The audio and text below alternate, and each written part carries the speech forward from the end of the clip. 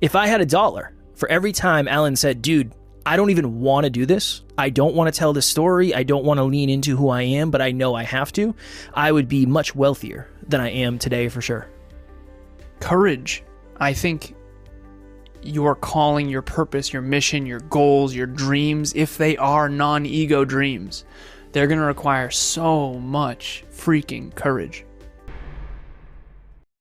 Next Level Nation today for episode number 2230. When you quote unquote don't want to, but you know you should. I got a message from somebody in the community. And this person's fairly well known in the community, so I'm not going to name drop because I think it would be just too obvious. But they reached out to me. Shout out to you. They reached out to me and they are wanting to pivot and go in a different direction with their entrepreneurial dream chasing pursuits. And they sent me kind of their idea that they have that they're going to share with you because you work with them.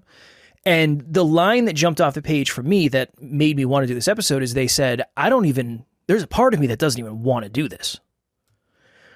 But if we look back on all the patterns, if we look back on all the experiences, it makes sense why this person is pulled to do this in the first place. So I thought it would be cool to have a conversation around when you don't want to do something, how do you know that you should? How do you know that it will be worth it? Is it fear? Is it a misalignment? Is it delusion? I thought it would be a cool conversation. Tough one to unpack. Yep. Because it's very hard to make clear that which I don't know if I've ever done an adequate job explaining this. So how do you know when you should say yes? How do you know when you should say no? I think a lot of times things we want to do, we shouldn't. And I think a lot of times the things we don't want to do, we should. That's why this is so freaking confusing. I have a theory. This is my theory. When you say, I don't even know if I want to, but I feel like I should, not you, the collective you. I think it's aligned if you believe deep down that if you pursue this thing, even if you do not get to the ultimate goal, whatever that is, what you will learn in the process is aligned with the person you want to be. Let me rephrase that. The person that you will become in the process is aligned with who you want to be. What you learn in the process is aligned with what you want to learn, and it checks off parts of the goal even if you don't accomplish the whole goal. That is my current understanding. And depending on what your time perspective is, you believe that no matter what, it will be a win eventually, even if you don't get the win that you thought you wanted. That's my theory. You and I have said in the past that if you ignore the whispers long enough, they will eventually become a scream. So circa 2 years ago, maybe 3, I don't know. Emilia went away for 4 days. Yeah, Kevin's laughing because you know. And I used to frequent the show Friends. Way back in high school. Honestly, maybe even middle school. My buddy Keith, he introduced me to Friends. He's like, dude, you got to check out this show. This is the best show ever. It's amazing. I think we were in middle school. Then all through high school and college, this was one of my fucking go-tos. I've seen every Friends episode. I'm not alone in that, by the way. There's a lot of people who have. Very popular. And hilarious. Fun, loving, warm, great family humor. Way to fucking go, squad. Awesome. It makes me lazy. Emilia went away for 4 days. The first night I was like, okay. Friends marathon, baby. Let's do it. It was supposed to be one episode. It really wasn't supposed to be a Friends marathon. It was supposed to be like a little R&R, little food, right in the bedroom. Fuck it. Crummies all over the place. And it's me and little Tucker back then. I think this is before we had our cats. So maybe this was 2 or 3 years ago. Anyways, my point is I got the whisper. Hey, you probably shouldn't let it ride to the next episode. You should probably go to bed. You lazy fucking piece of shit. I'm joking. The second I knew you were gonna laugh at that. Listen, people, I'm fucking around. I have fun. I gotta have fun. I gotta. Look, it's your self-talk. It's my... Yeah, look, who's gonna... You can't villainize somebody else's self-talk. Exactly. But it is definitely hardcore self-talk. And it's... You should not watch another one. And then it's... you shouldn't watch another one. Okay, you definitely shouldn't watch another one. Okay, you really need to stop. Okay, dude, it's 1 a.m. Like, that whisper becomes a scream, and eventually it's like, turn this off. You got to turn this off. I watched Friends for 2 nights, stayed up till like 1 a.m. My goals started going off the rails, my purpose. I want to reach my full potential and help others do the same. This ain't doing it. This ain't doing it. That's not aligned with reaching my full potential. That show is not aligned with reaching your full potential. No one on that show... Quite the opposite. ...is reaching their full potential. But it is hilarious and fun. So I think that that's a good metaphor. So enough about me. That's a good metaphor for everybody. Like, I wanted to keep watching Friends, but I know that I shouldn't. I don't want to share certain things on this fucking podcast that about my past, but I should. And I think that that's what we all have to do, is have the courage to face whatever the fear is. Why should you? Why there are certain things you should share? Why? What's underneath? Because same. Yeah. Right, same. Yeah. Right? But why? It's a disservice to the world to not share the truth, I think. Because... All right, I'm gonna call you out for a second. You had a way worse childhood than I think you make it sound. Yes, and I was talking to Taryn about this last night. I was like, one time Alan sat me down and he was like, "Hey man, you know how fucked up your childhood was?" I was like, "Yeah, I think I'm pretty well aware of it." Yeah. He's like, "Okay, just want to make sure." Yeah. At the end of the day, it's I think we do people a disservice by not... here's another one of calling you out. You have a lot of grit and a lot of work ethic that I think is much more than anyone else knows.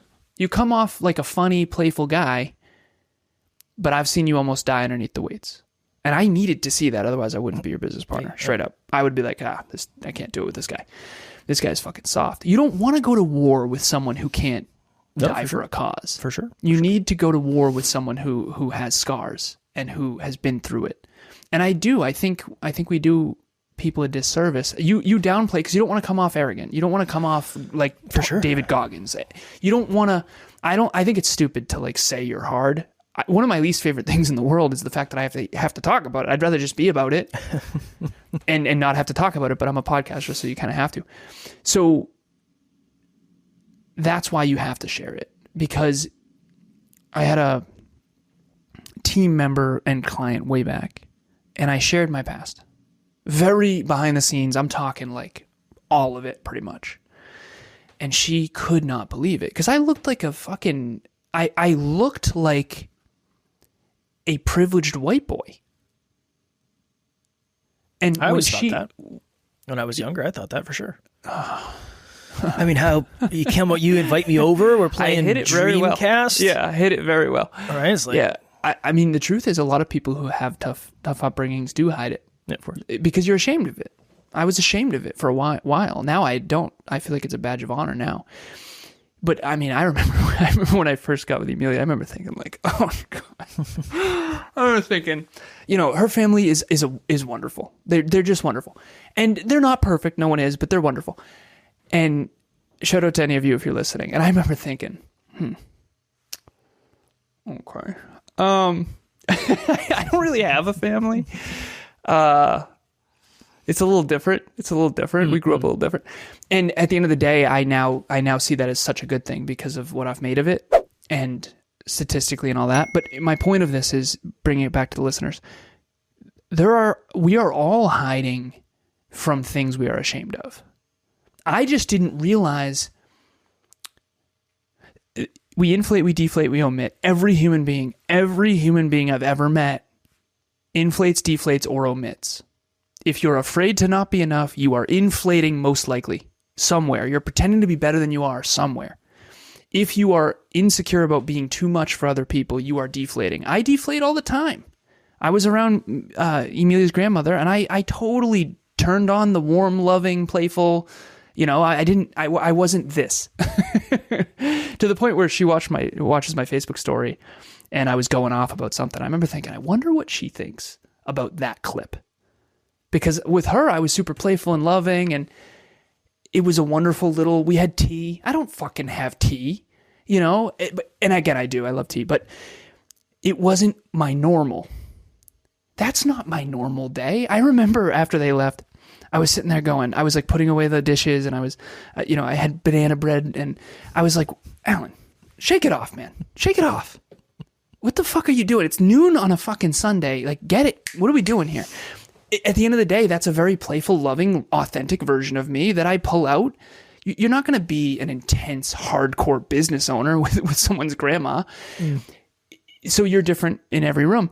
The point that I'm making to this is I think it's very, very important for all of us to understand. If you're afraid to be too much, you will deflate. That's what I do.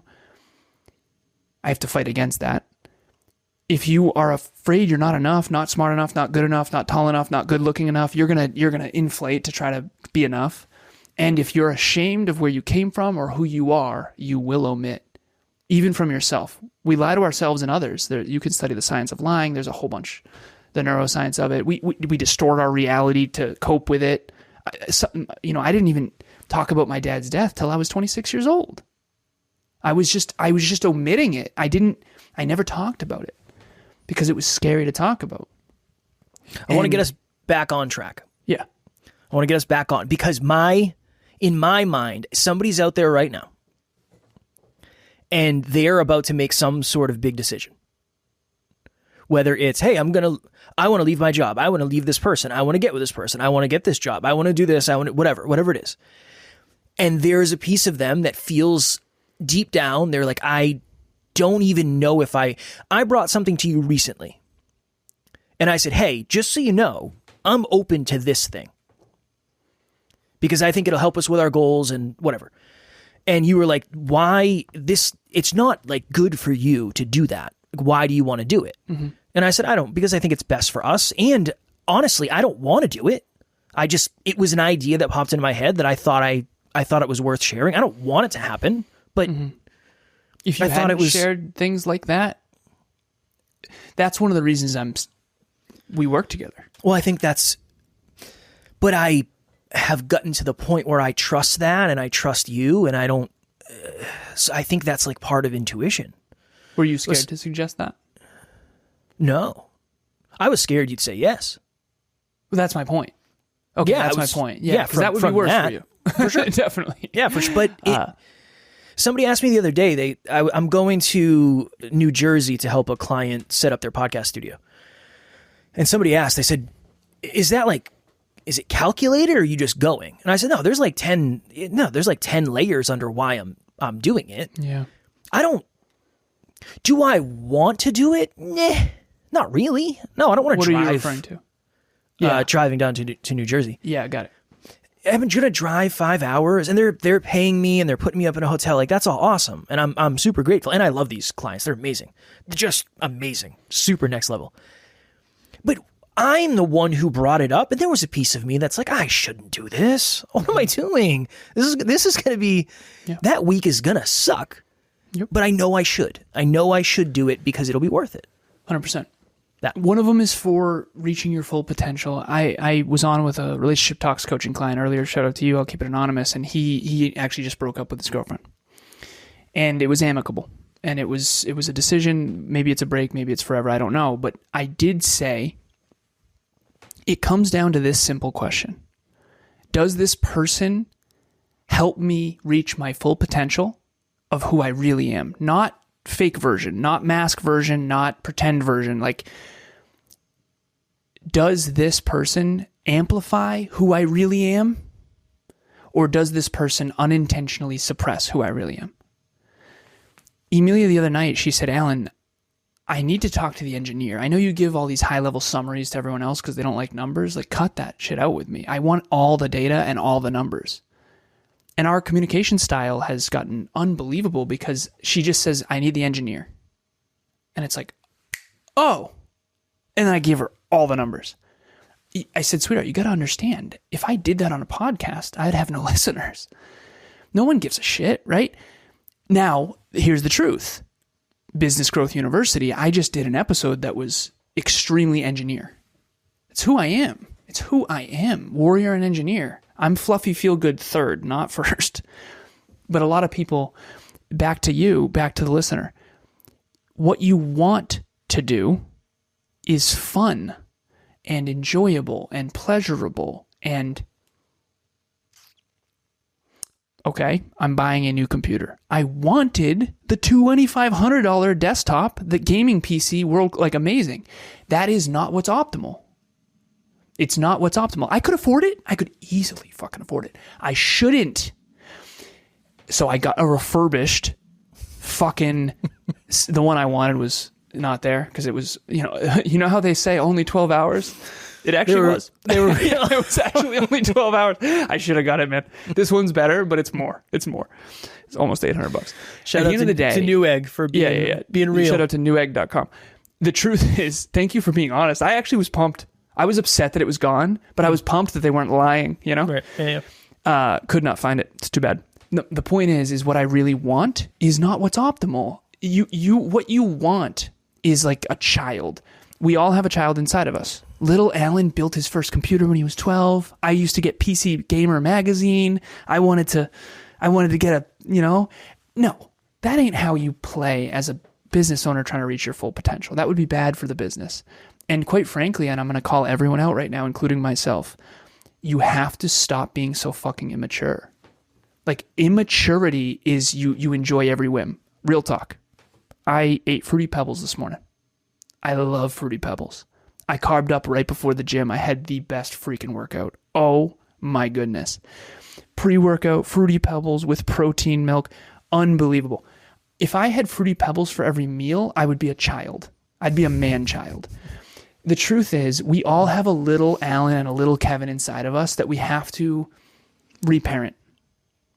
But hopefully the highest self, you have an animal self, you have a child self, and you have a highest self. And the highest self is the one that you don't want to do it, but you know you should. And that's the whisper that becomes a scream if you neglect it long enough. Yeah, I don't think a lot of us actually want to do what we're meant to do. Agreed. I think that's what it is. Like it's called the resistance. What is that really what it is? There's a there's a book called there's The Art of War and the War of Art. Mm-hmm. And in the War of Art, it's a book where he talks about the resistance. Your deepest fear is actually owning all of who you are, which forces you to embark on a journey that's scary. And you don't come back the same. You come back learning everything you don't want to learn about yourself and learning everything about the world that you don't want to learn. Like personal growth and this embarking on a journey of dreams that aren't ego-based, you learn a lot that's very depressing. Well, that's what this person said. They said, I know how hard it's going to be. Yeah. That's the reason I don't want to do it. It's like, same, right? But like, I could never go back now. You are, I think, the epitome of this because you're very honest with yourself of like, what you wanted to do was easy. You like, I don't really care about easy. I'm not interested, to a fault at times.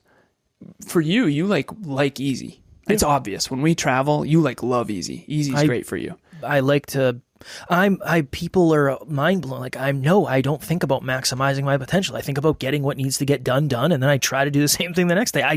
How do you keep doing something that you know you should do, but you don't want to? It's, I think eventually you get to the point where you start to see the proof. It's like all the shit that I didn't want to do that I did is paid off so much. Nice. Give us examples. This podcast 2,231 times, 2,230 times. No, 75% of these episodes probably though. In those early days, I had to drag you to some of that shit. For sure. I don't want to drag you anymore. Now you're game. It's awesome. Yeah, right. Well, I'm bought in, right? There was enough. Only took me 8 years to sell you. Well, that's the weird thing is like now, there are so many more benefits. I mean, obviously it's still hard and it's overwhelming and I'm maybe the most stressed that I've ever been, but like I could pay my fucking bills. Mm-hmm. which 5 years ago was not wasn't really the case. Okay, when you couldn't, how did you convince yourself to stay on it? Because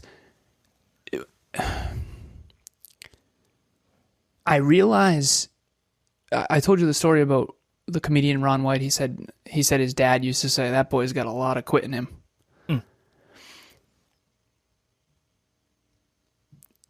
I have analyzed upside down and sideways all my clients, you, me, different super achiever, like whatever. Anyone who's achieved their dreams. I'm talking your dream. I don't care if your dream is small or big. Chasing dreams is hard. For sure. Because whatever the dream is, I think is your soul, your highest self calling you to face your fears. I really do believe that. I don't think there's anyone who's ever achieved their dreams, unless it was vanity ego dreams, where they didn't have to face something inside that they didn't want to face. Their past, their present, their partner, their whatever. I mean, I've had to leave friends behind that I didn't want to. Like, you just have to face so much. So I don't know if I'm going to give good advice when it comes to this, so I want to ask you. We made only $13,000 in the first 2 years in business. That is like bad. Really bad. Between the two of us. In Massachusetts, the cost of living is way higher than that. So we had to survive. But now we're doing much better. Projected for over $900,000 in the last 2 years. Awesome. How the hell...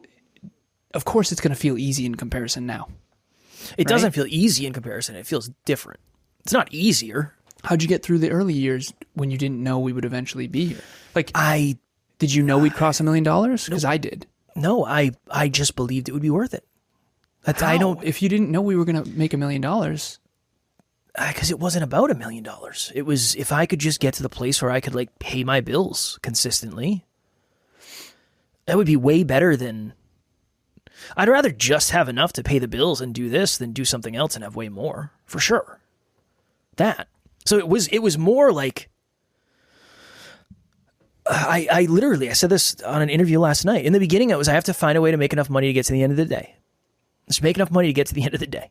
And then get to the end of the week. And then get to the end of the month. And then get to the end of the year. That one was hard. And then it's how much can we earn this quarter? Yeah. Can we hit our goal this year? Yeah. Yeah. It's different. It's just a different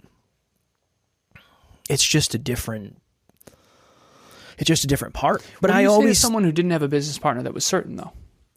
Because if I got offered jobs that were way more than I was making while making nothing. Yeah, I turned them down and people thought I was dumb, including you. But I knew it was smart. Because I knew long term, like, this would work. I don't know. I knew we'd make it work. I don't know if I have advice for that because that wasn't my experience. I don't know. Be careful. How does someone stick with it with no certainty? You know, I don't know. I don't even know if that's. I don't know if it's answerable because honestly, some of you shouldn't. That's the truth that nobody else will say. It's like, well, we're a motivational podcast. Like, we have to motivate everybody. No, some people you shouldn't chase the dream that you're chasing because it's probably not right for you.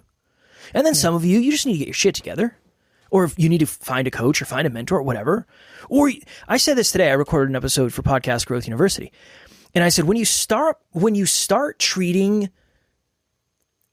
So a lot of people are like, yeah, this is the most important thing to me. Like, this is my 10 out of 10 dream. Why are you putting in 2 out of 10 effort? The fuck you think's going to happen? Oh, it's 10 out of 10, but something comes up on a whim and you're like, oh yeah, nope, I'm going to go do this. I got to go do this and I'm going to miss an episode this week. I love when you talk about shit like this. Well, I love it. That for me is, there's a lot, I think there's a lot of people out there. I know we'll get a shift soon, but tell me how you really feel about that. Seriously, I love it. That I feel like Kevin's so afraid to be toxic. It's hilarious. I don't want to be, I am. I don't want to either. We're not. But tell me how you really feel about someone who does that. I feel like you're wasting your time and doing yourself a giant disservice because you're not going to be successful. You're not. You're competing against people, and again, if it's podcast, you're competing against people like us who haven't missed an episode in 4 years. Every day. Every fucking day. Why? because outside of my wife, this is the most important thing. And honestly, this comes before her most of the time. Not if there was an emergency, obviously. Yeah. Right? But same. I mean, Success podcast. That's it. If it's not the most important thing, you're being arrogant. Like, I think it's arrogant to wing it and think it's going to work. I do. I might have known it was going to work, but I wasn't like fishing on the weekends for fun. Right. You know, and you've been very honest. Like it's different than you thought. It's not. Oh, it's different than I thought for sure. Yeah, but so not even that. Yeah. But I never was like, oh, this is going to fucking just work. Right. There was none of that. I want your take on that. And this is a selfish question for a second. Like, did I ever complain or bitch about hard work or anything? No, like that? no, never. Okay. I just to the point where it's like, oh, this is so hard. Of course it is. You're doing something that's never been done. Like, what? Well, it's to the point where sometimes it's hard because it's like, I told Alan when he first logged in, I was like, hey, just FYI, if I'm short today or I'm foggy, it's because I'm running on like 5 hours of sleep. I woke up at 4 a.m. I couldn't fall back asleep. I've been at it since 4. I'm not going to get any sympathy from Alan. Very so no, sorry. It's okay. Yeah. Did I not give you any? No, you were like, oh, that sucks. But it was fine. I'm not asking for sympathy. But I think the understanding is when you are working with somebody who has insane self-belief and believes it's going to work out eventually, and this might be the most important thing, has a very accurate understanding of what it's going to take, there is very little sympathy. It's like, what would someone else say? Take it easy. Something. Probably like take it easy. Oh, I'm sorry. I'm coming off like an asshole. No, that ain't it. That's not. I mean, you signed on the dotted line, baby. That's it. That's just the biggest difference. Yeah, Again, I'm sorry. I mean, I am and I'm not. Pros and cons. Pros and cons. I'm not expecting. If you've come to me at times where it's like, dude, I need. Yeah. And it's like, okay, what do we do? What do we got to throw overboard? Yeah. You were being playful. You're all right. You know what I learned yesterday though, because I know you had you could share to whatever degree, and we will pop off here in a minute. I know you had a very humbling day yesterday, and he doesn't even remember. And what happened yesterday? Gotta look at the calendar. I do. I literally am about to pull it up. I mean, it was tough, but I believe it was about 12 o'clock noon. I believe, or 1 p.m. Yeah, for sure. Yep. I notice that when you have moments where you get really humbled, I feel super seen. Because it's like, I've been saying this for a couple months. And now you feel it a little bit, and now you're like, yeah, man, everything's going to change. It's like, fuck, I've been saying that for the last several months. But you didn't feel it yet. Now you do. Yeah. So it's good. Emilia has a very high pain threshold, pain tolerance. And when you are, and this is another episode, obviously I'll go quick with it, but when you work with people who have a very high pain tolerance, there's very little that they're going to notice. Like, even that right there, like yesterday was a really humbling day. It's like, yeah, I think. Yeah, but every day is kind of. Yeah. I mean, every day, I did 10 yesterday. These are not simple things. Like, I'm grateful because of the growth. It's really important, but every now and then I do take a step back and realize how insane what we're doing. Well, I saw a shift yesterday. I saw a shift in you. After did? That conversation, yeah, for sure. I was like, I always get my ass kicked every now and then I go back to the drawing board, and I feel like I'm back today, but not. I need to make some changes. I was actually more on time for us because that was one of the shifts we made. I need to optimize my time better. Forever. All right, what's your takeaway before we get out of here? The things that you should do. Listen to your highest self. Your animal self wants to do unsavory things at times. Don't listen. We're all animals. We all evolved from animals. Your childhood self is immature. It just is. It wants to eat cereal and watch fucking Friends. Of course it does. And that's okay. You got to do that every now and then, but you can't design a career on that.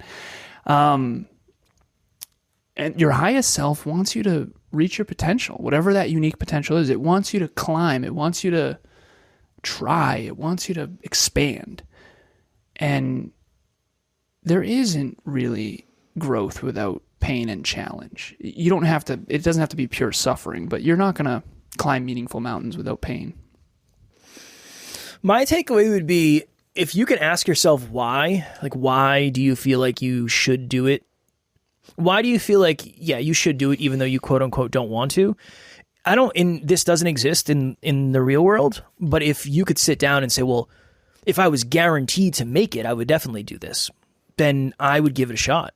Well, I would give it a shot because that means that look, if I was guaranteed to be a successful podcaster, all in, chips to the center of the table, fuck yeah, what do I have to trade? I'm in. That was not the case, but yeah, go ahead. This is going to be only funny. Okay. And for anyone with kids in the room, I am going to say one swear. All right. First of all, you've said like 15 so far. So at 15, this point, that's not fair. I think it was like 5. I think it was between like the two of us, I think we're probably double digits. All for right. sure. Tommy boy.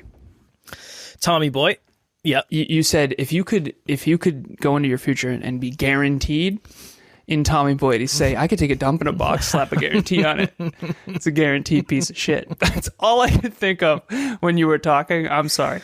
Listen, I am a professional, but I love that stuff. That's so funny. I think that's a good test. I think that's a good test. If you guaranteed could do it, and if the doubt is the only thing, you might regret not trying. Do you ever have times when I'm saying something really serious on the show and you think of something funny? All the time. And you can't not? All the time. Yeah. Do you ever lock it up and not say it? Less than you, probably. Less than you, yeah. Yeah. Sometimes it's like a super bad reference, so it's like, that's too much. I can't. I try to keep it, relatively clean around here. Yeah, we got to keep it high vibe for the most part. It's hard when my state is so low right now. Yeah.